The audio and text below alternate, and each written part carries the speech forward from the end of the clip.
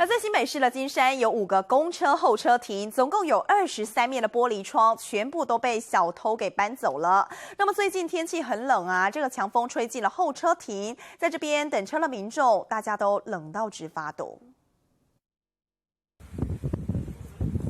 强劲的东北季风在耳边呼啸，一旁的芒草也随着风势摇摆。眼前这座候车亭看起来很正常，但靠近一摸才发现，整片窗户只剩窗框，玻璃早已不翼而飞。